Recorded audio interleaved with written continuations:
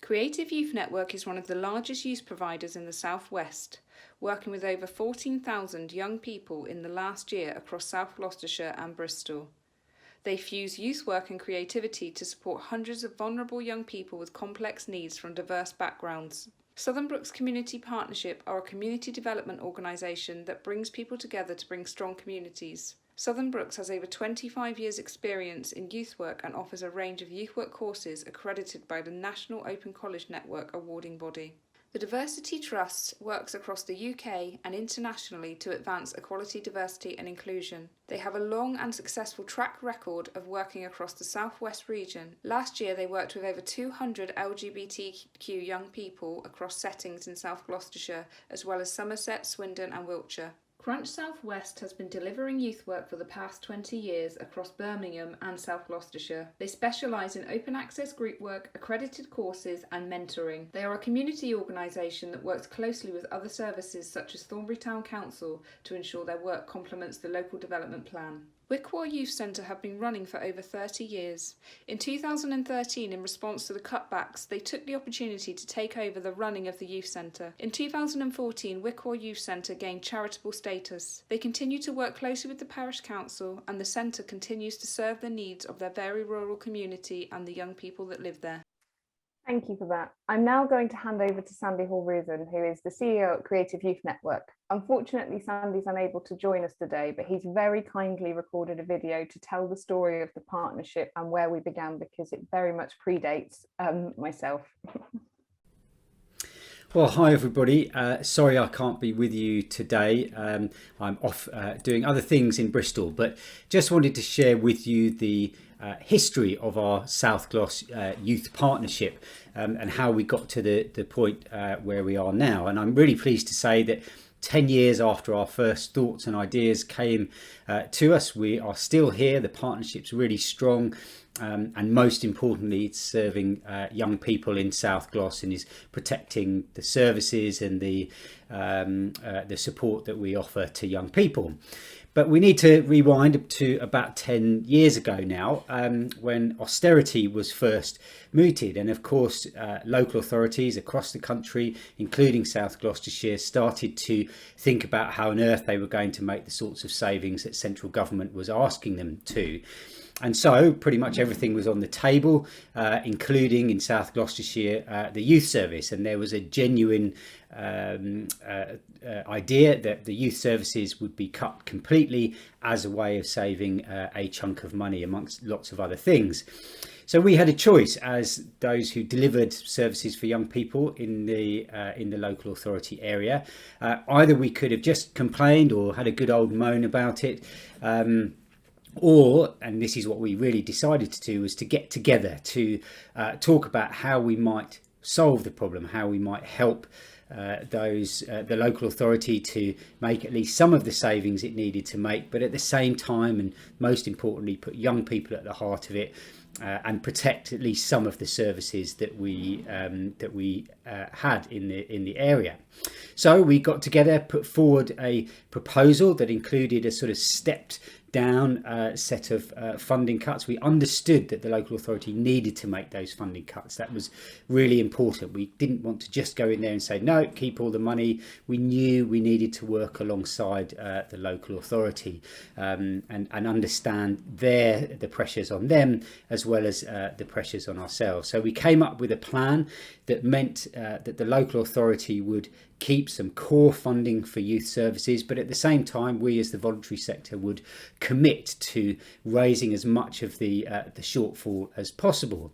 And I'm really pleased that the local authority, both the officers and the politicians, agreed that this was a good idea, committed to that baseline of funding, and we came together and started to fundraise for that shortfall. And I'm really pleased to say that over time we have been able to do that. And in fact, the amount of money and therefore services that we have for young people in South Gloucestershire is, in fact, at this stage, a little bit more than it was even before the cuts. Now, there are, of course, some challenges to that. We have cliff edges and end of funding and new funding starting and slightly different priorities as each new pot of funding has come. But we have kept those services going, and that's really, really important. And I'm really pleased to say that's what we've achieved.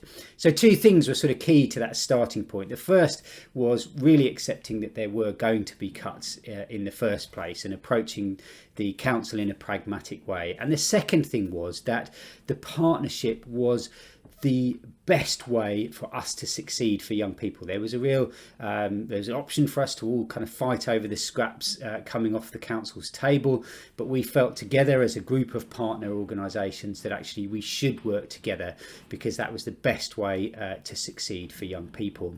And I'm really pleased that over the last 10 years we've had some bumps in the road, we've had some arguments, things have gone a bit wrong sometimes, but we've always managed to pull it back, and we've been able to carry on serving young people and working in a partnership which has been recognised across the country. And I think there are sort of really 4 or 5 key things that I'd kind of pull out of that last 10 years that has made the partnership really successful. The first is to have a really clear vision. The clear vision is what motivates people. It's why we're all here. And also, when times are difficult, when you might be debating or arguing over who gets what funding or who works in which area or who does which piece of work, coming back to the clear vision about young people is what helps us to get through those difficult points. And if you start from the point of view of a young person, it's often quite easy to see what the best route through that would be. The second thing is to be honest, and whether you're leading the partnership like we are as Creative Youth Network, or whether you're part of the partnership, being honest is really, really important. If you allow resentments or those sorts of things to fester, that's when things can go sour. So it's really important that you say if you feel that the partnership isn't working right or isn't working for you, or you'd like something different out of it. It creates that sense of trust and that sense of we're all in this together. The third thing is generous leadership and the willingness to compromise, that understanding that actually we're not all going to get everything that we want out of it. We might have to compromise a bit on money or the work that we're doing. Because by doing that, that's how we get through. We put in good bids that aren't, there's not overlap and there's not duplication. And that understanding that we need to compromise is really, really important. At the same time too, that generous leadership, that need for an organisation to be able to really write all the funding bids, to organise the meeting, write up the minutes and all of that sort of thing is really, really important. The fourth thing is to just keep at it. It's not something that you can do in one step and therefore say it's completed, the partnership is there and of course it will last forever.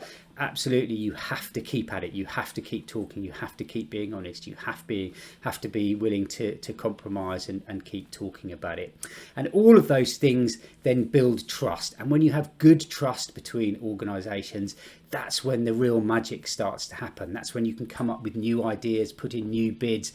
And that's what we've been able to do as a partnership, is to really move forward, not just survive, but really thrive as organisations. And I'm really pleased that we're still working together 10 years later. And I think the final thing I would say that it's worth remembering, that if we hadn't done this, if we hadn't worked together and instead fought over the scraps from the council table, we may not have had any investment in young people and youth services in South Gloucestershire, and we may be looking at a desert where young people are not getting the support that they need. So it's something I'm very proud of, and I hope our young people are proud of too, and I look forward to the next 10 years.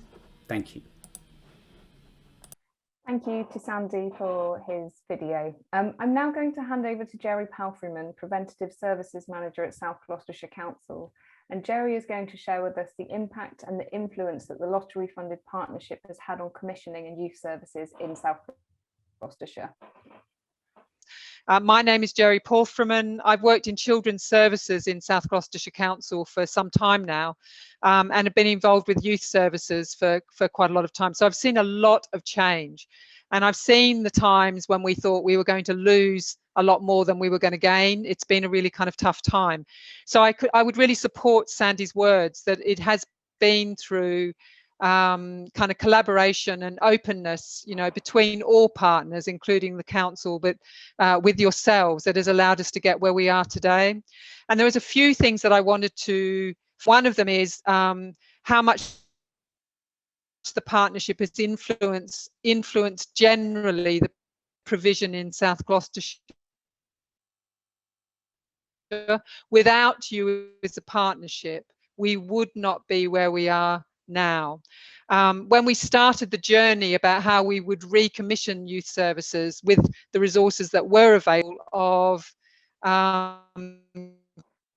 co-production with yourselves to develop is the one that we have today, the youth activities offer, the YAO as we call it.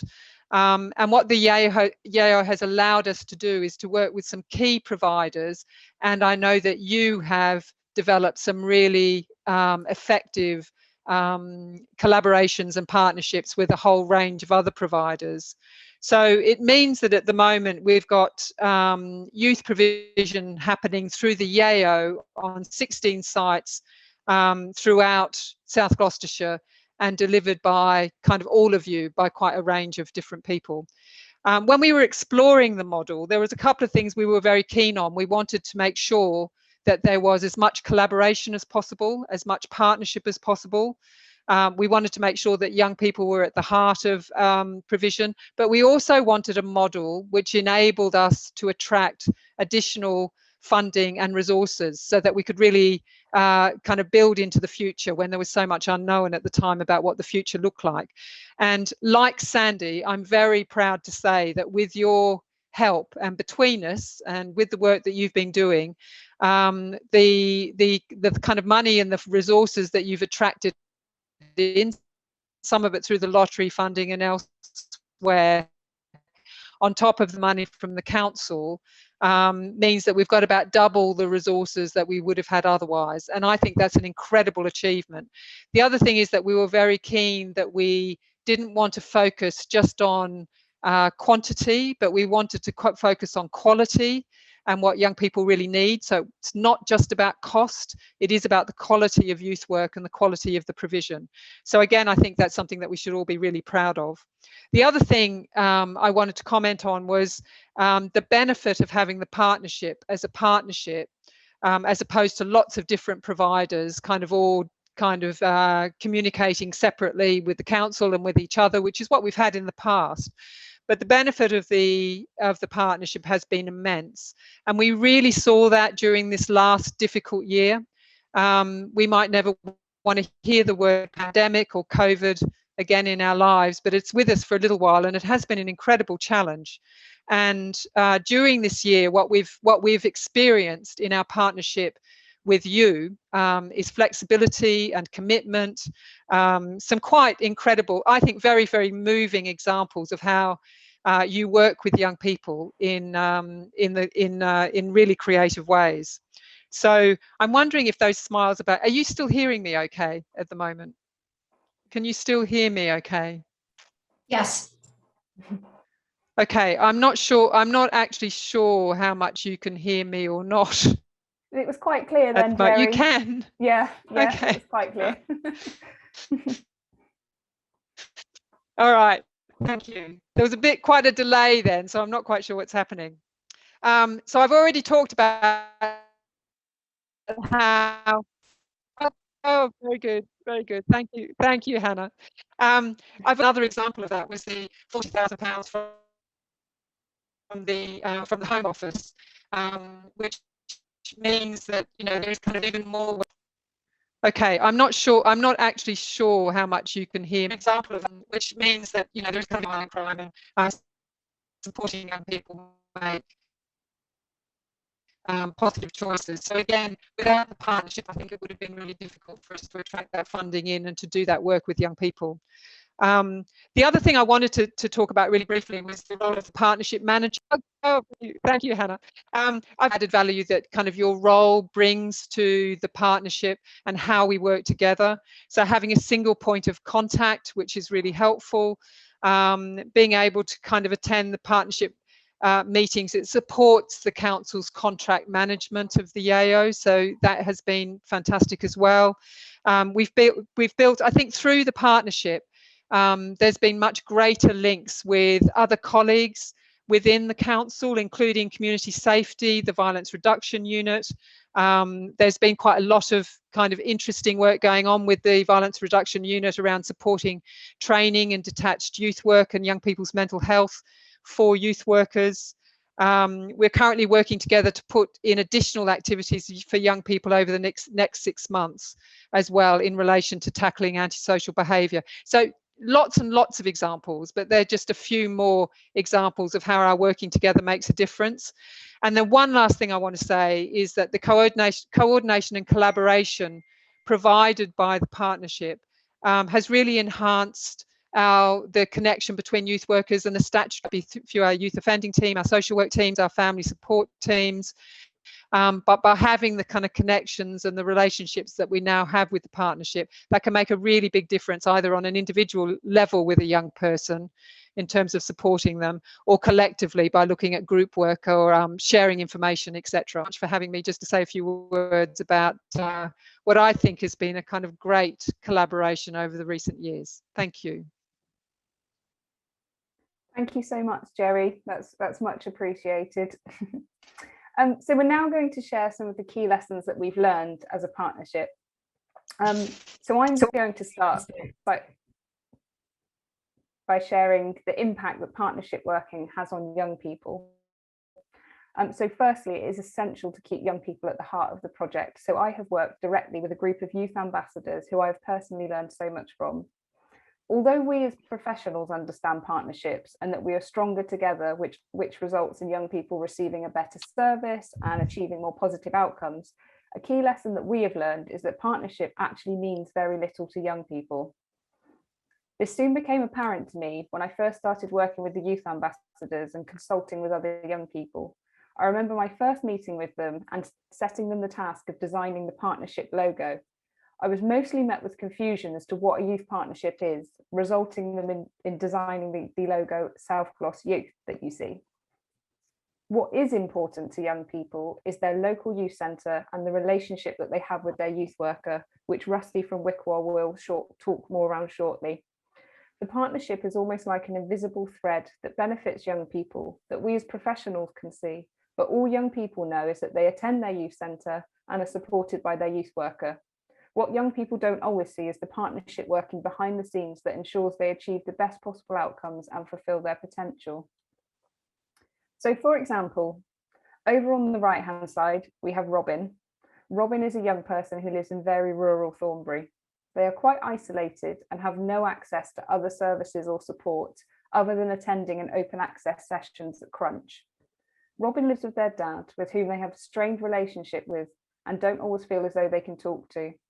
Robin is also questioning their identity and struggling with their well-being and how to express themselves, and is now starting to struggle at school. On the left-hand side, we have the partnership, working together, sharing training, resources and expertise. And in the middle, we have our youth worker, Jay. Through this partnership, Jay has accessed the youth work qualification with Southern Brooks, equality, diversity training and equality, diversity and inclusion skills sharing session with Diversity Trust, and the creative wellbeing workshop at the annual youth work conference. This has enabled Jay to best support Robin using the skills and knowledge they have gained. As a result of this, Robin is now feeling much more confident and able to express themselves, and their well-being has improved significantly. They are finding school easier, and they have even started to express themselves to their dad. As a result of this, Robin has also been inspired to become a youth worker, which has led to them accessing the level 2 youth work training for young people through Southern Brooks, and now they are employed as a junior youth worker at Crunch. I'm now going to hand over to Tanea from Southern Brooks, who will share what we've learned around reaching agreements. Thanks, Hannah. So as Sandy said, this partnership started about 10 years ago. One of the things that we came up with pretty quickly was that we needed a terms of reference, and this would help the group to work together effectively and cohesively. It took us months to come up with the first terms of reference, but having the document gave us the security we needed to work together, but also not to lose our own individual identities. And over the years, we've revisited the terms of reference quite a lot, and we've made adaptations to ensure that we continue to meet the needs of the partnership and the individual organisations. So as I expect a lot of you know, partnerships can be really successful or they can be very destructive. I'm glad to say that our partnership is one of those that is successful. Don't get me wrong, we've had our disagreements over the years, which we could leave to fester, but actually we have decided to come together and talk through the issues and come to a mutual agreement on how we resolve it and how we move forward. With partnerships, communication is really important. So that's part of the reason we meet on a monthly basis. Over the last 3 years, especially, our partnership has flourished. Part of this is to the stability of staff. So having the staff from each of the partners, we've all been pretty stable and there's not been much changes. Our relationships have strengthened, and we all feel that we can challenge each other in a professional but friendly manner. Having the terms of reference has helped us to make sure we all stay on the same page and that we can continue to grow. It's always going to be a working document because I don't think terms of reference can ever stay the same. And it's also going to be changing due to funding, due to partners coming and going, plus the individual needs of the organisations. Being a part of a partnership also takes a lot of time and coordination. As a partnership, we've ensured that the young people have continued to be supported through the pandemic. We've adapted, we've shared ideas and resources, which has led to a high number of young people across South Glos being supported throughout this time. And it's part of the reason why funders continue to invest in us. So to summarise, to me, partnership is one of the highlights of my role. Working with other professionals who have the same passion as myself as wanting to get young people to succeed. I never feel that I'm alone, always have someone at the end of the phone or an email, as I think all the others will attest to. We do that sometimes to talk through an issue or a concern or celebrate news, sometimes just to offload. And I think that's really important as a partnership, that you have that real positive working relationship. So to lead on from this, I'm going to pass it over to Penny, who's going to talk a little bit about partnerships and how much time it takes. Hi, yes. So one of the key learning outcomes for the partnership has been the importance of time commitment. Like any relationship, investment in time is absolutely key in order to ensure the development of a strong and effective working partnership. South Glos Youth is not just a partnership in name. We've needed to make a commitment to be able to be available in giving time, sharing best practice, resources, training and running events. The partnership worked together to run Youth Fest based at Thornbury Skate Park, and just recently the South Gloucestershire's Got Talent, both really successful, bringing young people together and working in collaboration, often going above and beyond to support each other and the young people.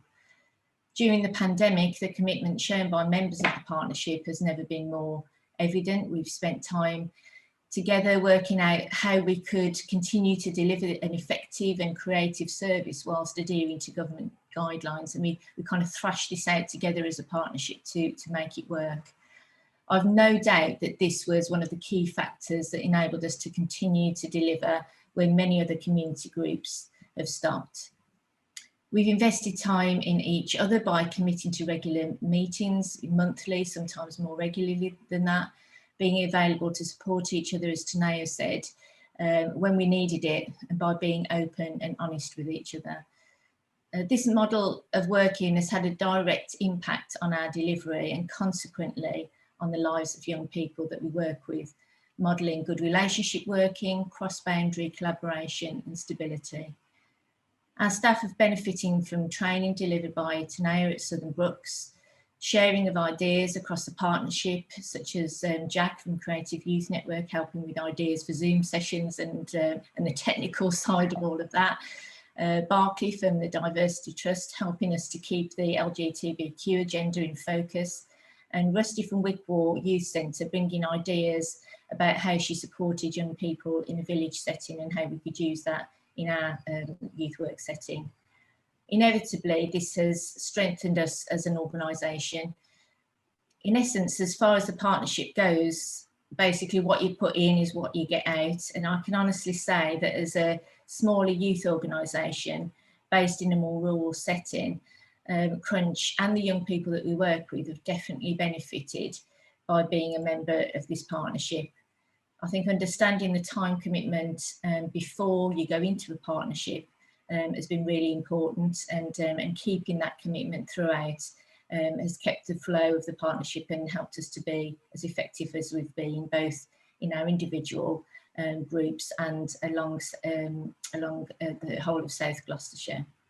So I'll just hand over to Barclay now, who's going to talk a bit more about specialist provision and give you a case study. Thanks ever so much, Penny. So, hi everybody, my name is Barclay Wild. I'm a director at the Diversity Trust. I've recently become executive director.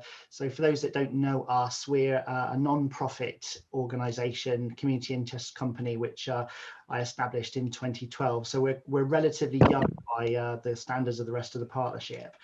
And what we bring, I think, in terms of the value to the partnership is that specialism. And so what I'm going to talk about is the benefit of specialist providers and how I believe they're key, as Penny has highlighted. Also, the upskilling of training through youth workers that we've been able to bring, which has been added value, and the benefits to young people in South Gloucestershire. So as you saw in the earlier video, we've had a number of youth projects around the patch.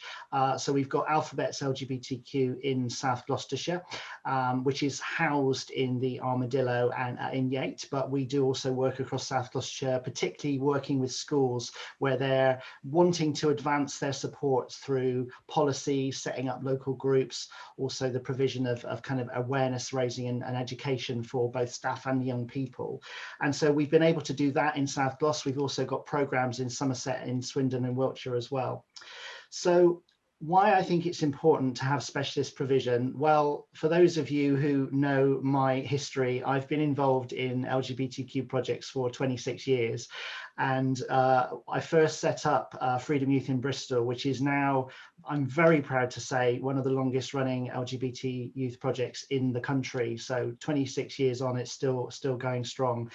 And over that time, what I've seen is how actually the lived experiences of young people haven't shifted that dramatically in that time. So when I was talking to young people back in the late 80s, early 90s about their experiences just before we set up Freedom, they were saying, when I first came out, I was almost like I didn't know anyone else. I thought I was the only person that had the feelings I was having, and I felt really isolated.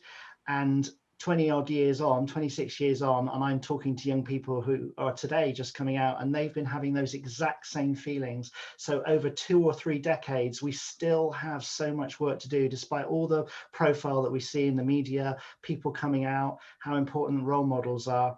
You know, Liz Truss today, who's been on television talking about how the government are committing to the ban on conversion therapy. You know, we still have a ban on, don't have a ban on conversion therapy. So curing someone of being LGBT is still legal in this country. So we've come such a long way in the 3 decades I've been doing this work.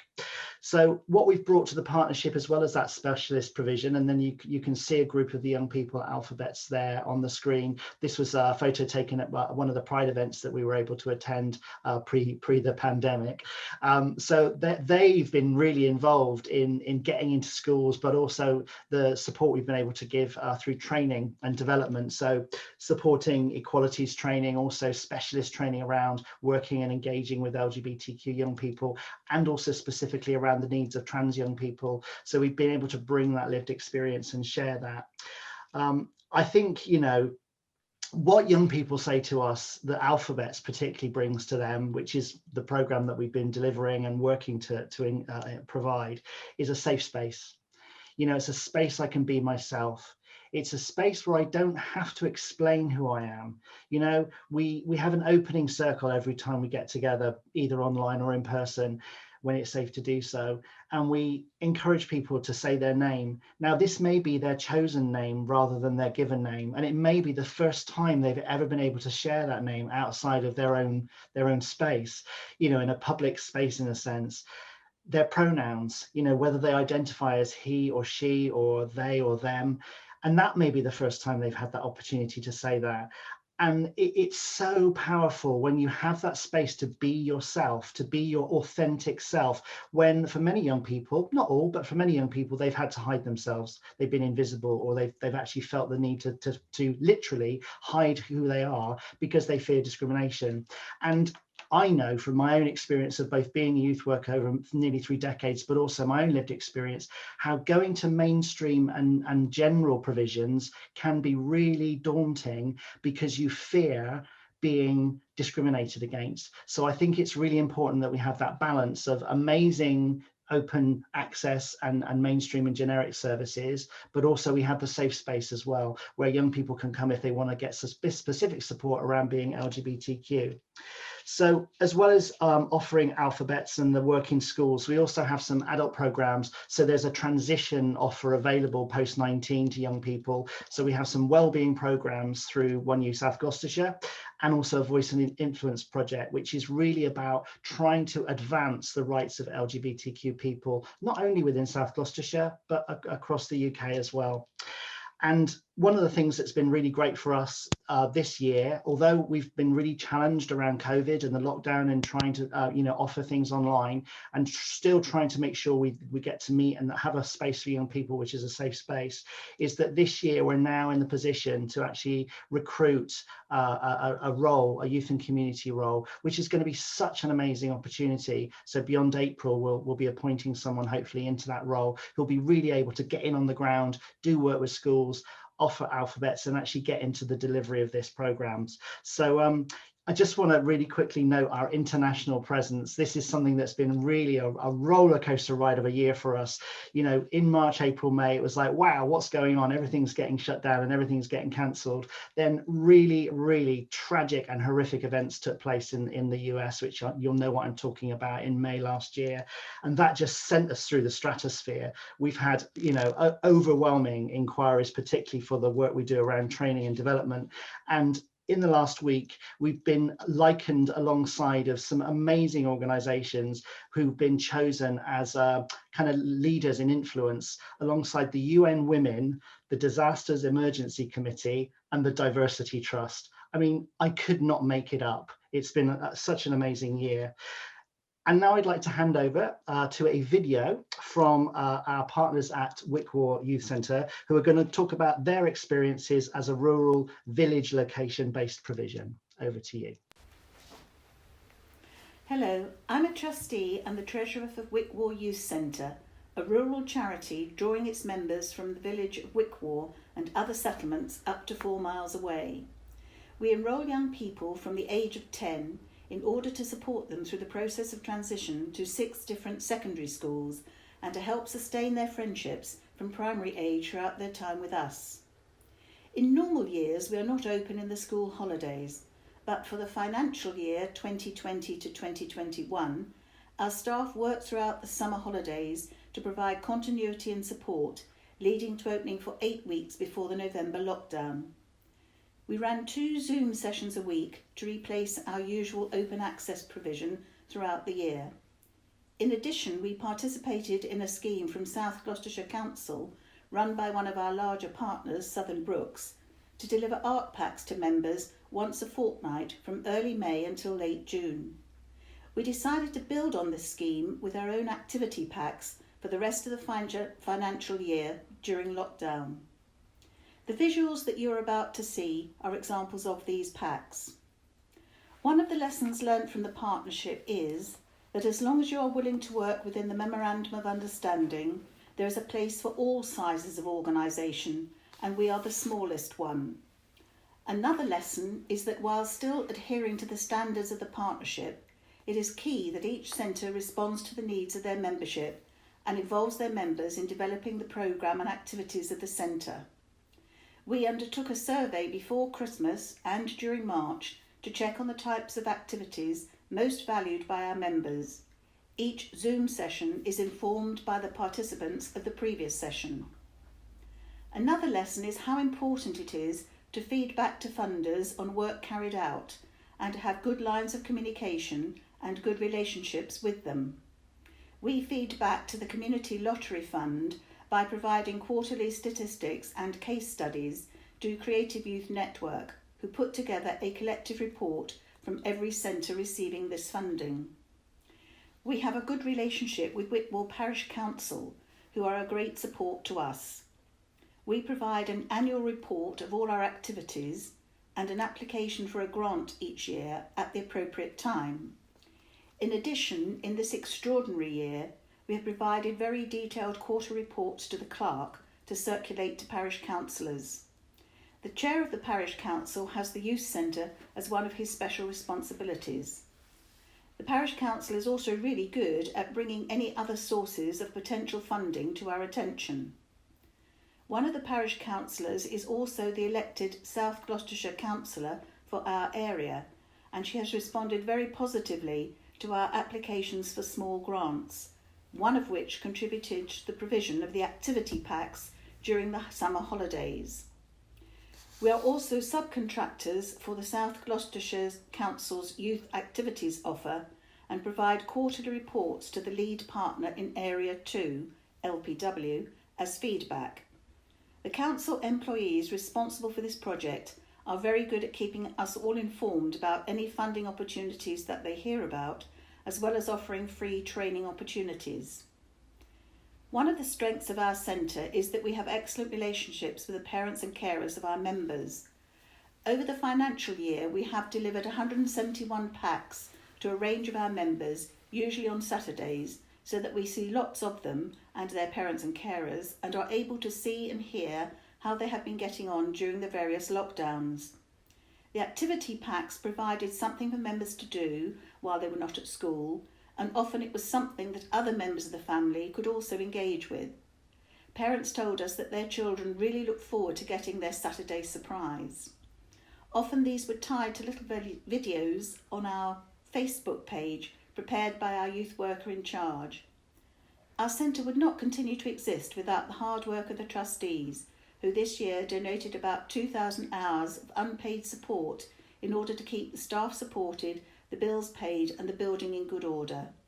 I hope that you enjoyed seeing some of the activity packs. Thank you to Rusty for producing that one. Back to Tanea. Thank you.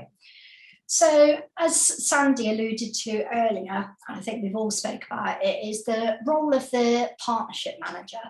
So, when we received the lottery funding 3 years ago, a role was created within CYN for a partnership manager.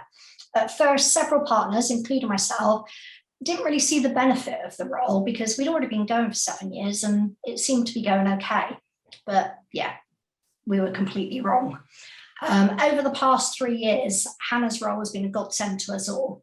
She arranges the monthly meetings, has the minutes taken, arranges training and events, as well as making sure that due diligence is met and kept up to date. Over the 3 years, her role has coordinated the annual Youth Work conferences for all the partners, as well as things like the Youth Fest and South Gloss has Got Talent and other events. Hannah's also ensured that young people are at the heart of everything we do. It's kind of like having a bit of a gatekeeper and a representative of the partnership, someone who represents all of us but can be the main contact for funders and partners.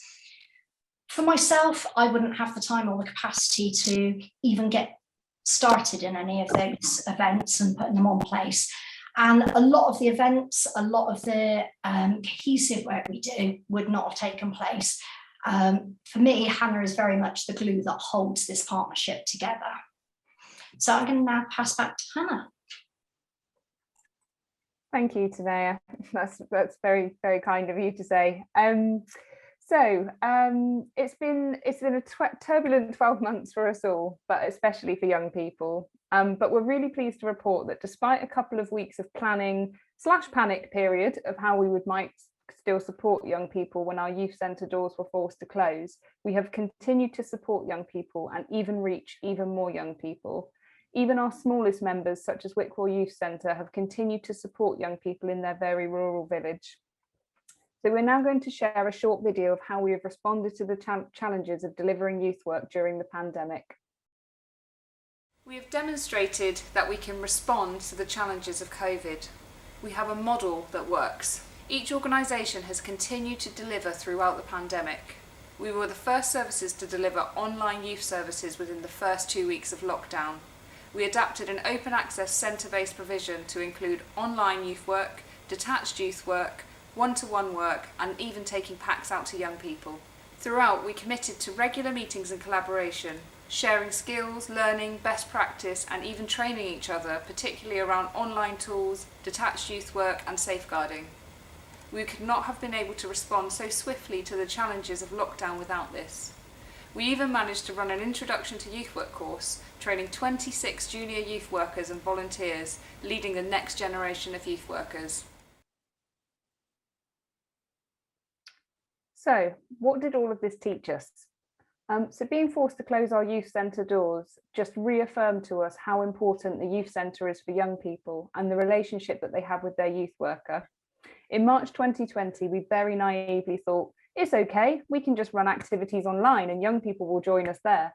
The majority of young people made it very clear with their engagement and through extensive consultation that what they actually want is a face-to-face service and to be in their youth club with trusted staff and friends. Over half of the young people we consulted with told us that their youth centre being closed was one of the hardest parts of lockdown, and over 80% have told us that they would like their youth clubs to resume as normal post-lockdown. We've also learned how essential youth workers are in keeping young people safe, and that an open access provision is a safety net for many young people who otherwise slip through the cracks or do not meet the threshold for other services. When schools were forced to close, this also became increasingly apparent, and the full impact of this is still unfolding. At some stages throughout the last year, a youth worker has been the only consistent trusted adult in a young people's lives, and sometimes we have even been the only source of support to their caregivers too. The pandemic has been very polarising and has brought inequalities that already existed closer to the surface. This became very apparent it became very apparent how challenging being forced into a digital world that is for young people. Some young people were facing digital poverty and they struggled to access online learning and the online youth provision, and they were completely excluded from their support networks. So reaching out to young people through detached youth work, telephone calls and activity packs has also been essential. However, on the flip side, we have also learned that digital youth work creates accessibility for some young people who may face barriers. For example, one of our partners, Face, who leads on working with young people with learning and social disabilities, has found that digital youth work is much more accessible to many of their users. We've also learned that fortunately, the partnership model works. From the moment the pandemic hit, we focused on collaboration, sharing resources, training and knowledge, and breaking down geographical boundaries. For example, led by Southern Brooks, we created and distributed over 1,000 activity packs to some of the most disadvantaged young people across South Gloucestershire. We have also learned the importance of expanding the partnership approach beyond our contractual obligations. Our relationship and collaboration with statutory services such as schools, the youth offending team, Families Plus and the Violence Reduction Unit has been instrumental in our role in supporting young people and keeping them safe. We've also worked very closely with local parish councils and the police to respond to local needs. The youth work approach in educating young people around social distancing guidance has been crucial in keeping young people safe during the pandemic. The model was also used as a case study in the Local Government Association for COVID-19 Good Practice. The model also resulted in the successful Youth Endowment Fund bid, which Jerry mentioned earlier, which has enabled the partnership to reach out to even more vulnerable young people in the community. We have not stopped, and none of this would have been possible without being completely flexible and adaptable and working together. We have constantly risen to the challenges and we have not stopped. So we are now going to go into a breakout room for 15 minutes, although, yeah, maybe 10, 15, we're running a little behind. Because you've listened to us enough. So in your breakout rooms, please can you discuss What have you learned so far? What has surprised you, and what questions do you have for the partnerships? And if you could please nominate one person from your group to feedback and ask any questions, we will then come back to the Q&A section and we'll be here to answer all of your questions. So Jack, if you could work your magic and send people into their rooms, that would be brilliant. Thank you. Oh, welcome back. So we're going to now open up for our question and answer. So if you could please raise your hand or pop your questions in the chat, and we will do our best to answer your questions. But first of all, we did have one question that was submitted before the event. So as part of the sign up, there was an offer to sort of ask any questions, which came from Sarah Fletcher at the National Lottery Community Fund. And she asked, what direction do young people feel their lives would be taking if they hadn't engaged in this project? So I actually reached out to one of our youth ambassadors to ask them this, and she said to me, to quote her, "My life without having engaged with youth services would be so different. I would have finished school at age 14 with no GCSEs due to my severe anxiety, and my life would be a completely different story if I hadn't engaged with services from a young age. I would be struggling more with my mental health, probably too anxious to leave home, and probably wouldn't have any friends. I wouldn't have the confidence to speak at Parliament to represent young people, and I wouldn't be employed as a junior youth worker now. The support I receive from youth workers has saved my life." And some of the other young people we asked mostly said that they'd be really bored, they'd be likely to be doing things like using drugs or in with the wrong crowd, or they'd be sat at home watching Netflix. So I'm just going to hand over to the floor and see if there's any questions that anybody would like to ask. Yes, Shirley. I'd like to say what an impressive comment that was from the girl who's just spoken. I think it's something we ought to be able to publicise somewhere, because what she was saying was tremendous. To say that she was really would have really been lost if she left school at 14, and that could have happened. And I think you must all feel very proud about what you've done. I'm a local councillor, so I'm not really involved with the youth club itself. I just am allowed in on various occasions to see what's happening. But that was very impressive. Oh, thank you, Shirley. Chris, your hand is up. Yeah, I work for a charity called Youth Federation that works with Sandy in the north of England. So I know Sandy from UK Youth, and he invited me to come and listen. It's incredibly powerful stuff and really exciting piece of work. My question is, what piece of advice would you give yourselves if you could meet yourselves at the start of this, which you wish you'd have known? Because, you know, you've told a wonderful story of everything going so well. Sure, there was moments where things didn't go as well. What piece of advice would you give yourself if you could meet yourself at the start again? Thank you, Chris. And I wasn't there at the start, so as you guys have probably picked up, I was recruited and it was identified we needed a role. So I can see Tanea's nodding, and Tanea was probably around more from the start than I was. So I don't know, Tanea, if you had anything to add. Yeah, I wasn't there right from the start. Southern Brooks was as an organisation, and I was in the background then. But what I would say very much is, as I said when I was talking about Hannah's role and what she's brought, if we could go back, we'd have brought that role in much earlier, because things, even though we did meet regularly and we did talk, everything wasn't as coordinated as it is now. And I think having that partnership manager overseeing has really helped all of us move forward. You've got people of different levels who are within that partnership. Some are managers and senior managers. We don't have that capacity. So I think that's one of the biggest things, is that partnership manager is really important. And I think also actually looking at each of the organisations and what they offer to the partnership. It's not just about, oh yeah, come in the partnership. I think it's really important to look at what each organisation offers and how that links in with our aims and objectives and our values. I think that's kind of some of the most important things to me. Thank you, Tanea. Penny, Rusty and Barclay, I don't know if there's anything you would add from your experiences. No, well, I was there right at the beginning with Sandy, and I think, as well as having a clear vision, and in fact probably having the memorandum of understanding earlier than we did, but I can't think of anything else really, apart from your role and having somebody doing that, that would have really changed anything from what we were able to achieve. Thank you, Rusty. I don't know if Penny and Barclay would add anything to that. No problems if not.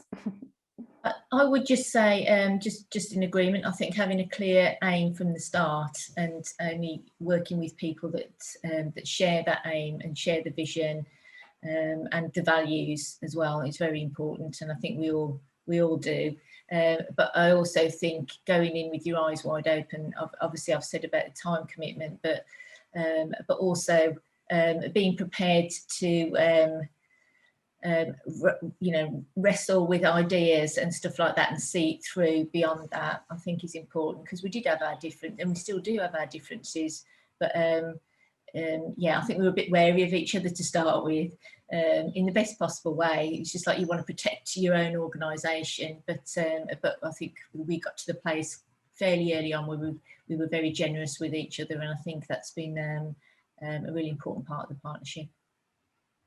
Yeah, I mean, just to add something a little bit kind of different would be that our contribution has been challenged by resource and capacity, and I think we've been given permission to grow slowly and gradually through the process. And then literally what happened last year was like along came this unbelievable impact of COVID, and so it's given us a little bit of breathing space to actually plan and be a little bit more strategic. And I think we couldn't have known any of that at the beginning, but if I was having a conversation with myself at the beginning, I would have been saying, it's actually okay, trust the process because it will work. Even if the resource is tiny, at least it's a start and you're in a much bigger partnership. And that connection, that connectivity is so valuable, because for smaller organizations particularly, I know Rusty will agree with this, it gives your voice and the influence you have within the system much more. It brings that really big value, having had the partnership opportunity. So yeah, it's a challenge, but go with it. Thank you, Barclay. Ruth, I can see you've got your hand up. Thanks, Hannah, and thanks for the invitation today. It's been really interesting. All the presentations and all the feedback has been really thought-provoking. I was in a room with Jill, and we were just reflecting on it, and just wondered. I mean, the partnership's obviously been going so long, and I imagine it's probably changed over that decade time in terms of members and people. And we just wondered what that story is in terms of the like the threshold to get access, because I imagine because you're so strong and people see what you're doing and it's so coordinated, are you at the, I mean, I know you are now, but at the point of kind of development phases, was there a lot of kind of, or who do we need around the table, or was there a bit of asset-based kind of mapping and stuff? Like, just interested to know kind of how it was brewing, basically, if that makes sense. That's more, lots of little questions, I'm afraid. Don't know who wants to take that on. So it's, yeah, in terms of sort of where we started, I don't know if anyone else would chip in, but in terms of where we are now and in terms of joining, if anybody wants to join, that's where we refer back to our memorandum of understanding and our terms of reference. And we have a very clear, which is also in our we've produced a best practice guide that we're going to share with everyone that's attended this event as part of sort of sharing our learning, and we've sort of got some criteria within that. So it's that due diligence stuff, so making sure that you have quality providers that are delivering a quality provision, and they've got their sort of ducks in a row, if it will. So I think it's just things, it's having that memorandum of understanding and having organisations around the table that adhere to that. But I don't know if in the early days, Tanea, if there's anything you would add in that respect. Yeah, we started off with more partners than what we have now, but some decided that it wasn't beneficial to them, so left. So we have had changes over the years. But obviously, as we said, for the last 3 years, we've been really consistent. Penny, Hannah, myself, Rusty and Barclay have all been in our roles, and we're the ones that have kind of built that relationship. And as to how that moves forward, that's what I'm talking about near the end of this event, about the future. So the wider partnership and what we do next, that's to come. Thanks, Tanea. Bob, over to you. I can see you've got your hand up. Thank you. Just to say, great event this afternoon, and I've been one of those people that's had the privilege of working with you guys as a partnership. and will do in the coming years, obviously. But there was a question that kind of came out of our breakout room, and it was from a partner who said that they'd been away from their post for a little while, came back and had sensed a remarkable shift in the youth work and the dedication and the kind of passion that went with the youth work. And I just wondered off the back of that, how you thought the partnership could sustain its momentum in terms of being able to build on that. And also, second kind of question, I guess, in a way, is there anything the partnership would like to achieve in the next 12 months, 2 years, for instance? So for the next 12 months, I'll talk about that at the end when I talk about the future and our vision. And then the question was around sustaining our momentum. I think it's really important what we do, and this is why we have these events as well. It's just really important to celebrate our successes, because it does take work and there are endless challenges that come with it, and particularly everything that's been thrown at us this last year, as well as all of us. But I think the main thing is really important that we celebrate our successes, and that's what keeps the momentum and the motivation going. And I think keeping young people at the heart and listening to young people, and just hearing that, when I asked the youth ambassador that I spoke to earlier, and she just said that to me, even for me, I was like, that's given me such like a boost to keep on going and keep fighting and make it like work, it makes it all worthwhile. So I don't know if anyone else would add anything to that around sort of maintaining the momentum. I suppose for me, just to add on to that, Hannah, is just an extension really of the sustainability point, which is that, for us to still be there and to be present and able to, listen to the voices of young people and be able to deliver on what they're asking, that would be, that would be my priority number one. And what we've been able to do in the last year is to bring in that new post, which is, is such a brilliant investment, so we can carry on doing that work and develop that work. So it's the sustainability as well as the continuing capacity, which has really kind of come from the last question as well, how that growth has happened organically, so that we've been able to support each other, loads of learning and development opportunities, loads of added value from that. So it's really that sustainability, and keep going, keep listening, keep asking, and keep being there for young people, being present. I'd just add to that as well. I think all of that is absolutely spot on. I think we've got personalities around the table who are all very passionate about, putting young people first and youth work and the impact that it has on young people. And we as Crunch and the other organisations, we're now feeding that into our young people, and we're seeing young people that have come through the club and who are now starting to volunteer and who are actually working for Crunch, who are now carrying that same passion. And I think for us, it's about investing in the next generation of youth workers, building on everything that we've learned and passing it on to them, so that they can carry on. So when we're retired in Barbados or whatever, it's still going on and the passion's still there. Wishful thinking. I just really quickly come back on something that a young person said to me a while ago, which was, this is somebody I'd worked with a long time ago, and they contact me as, when they were an adult and they were working and they were doing well in their lives, and they said, "You saved my life." And it's those kind of stories where you provide a space for young people to, as I said in my presentation, to be their authentic selves, to be 100% who they are. That's life-saving. It's not only life-changing, it's life-saving, and that's so important at that point. Thank you, Barclay, and thank you for your questions. I'm going to hand over to Tanea, who is going to talk about some of our plans for the future, which should hopefully answer some of the questions that have just come up as well. I'll try to answer some of the questions. So very much, we have a joint vision for the future of youth work. We all believe that open access youth work is vital to young people, especially because a lot of them have been very isolated over the last 12 months. We're all going to continue to fight for this type of work to continue across the whole of South Gloucestershire. We also believe that we need to have a blended approach and be flexible. So having a range of open access, targeted, detached, online and one-to-one work is really important. Also, Southern Brooks have been able to secure bursaries through Youth Focus Southwest and the National Youth Agency over the last year and a half, which has funded for youth workers to become trained. In the last year, I've trained 54 learners So to a minimum of level 2, the majority of them have continued on to the level 3 in youth work. And as a partnership, we're passionate about ensuring that we deliver quality youth work provision. And this is enhanced by ensuring that staff are qualified and equipped effectively. We've proven that partnerships can work and be successful, and other partnerships are learning from our experiences. We've recently written, as Hannah said earlier, a best practice guide for partnership work, in which it will be circulated.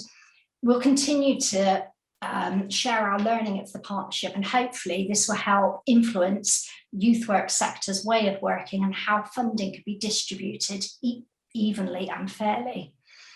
Since this partnership started, over the last 2 years, we've created a wider partnership of youth organisations across South Gloucestershire.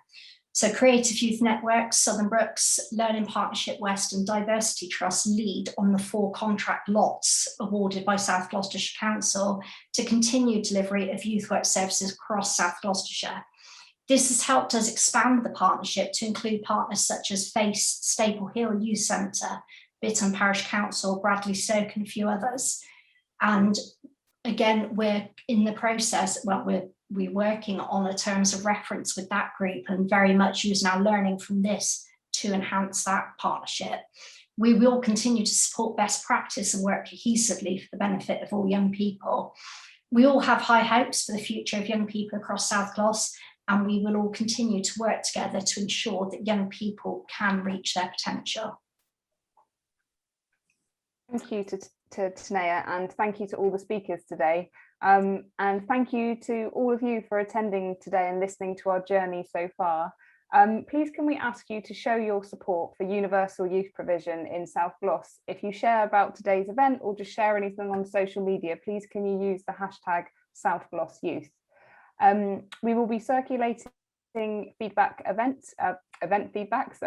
and we will also share our partnership best practice working guide that we've just mentioned. Please feel free to add any comments or reflections in the chat. We're now going to close the event with a showcase of the amazing talent of young people from South Gloucestershire. So this is submissions from our virtual annual youth event, and then today's event will close. Thank you.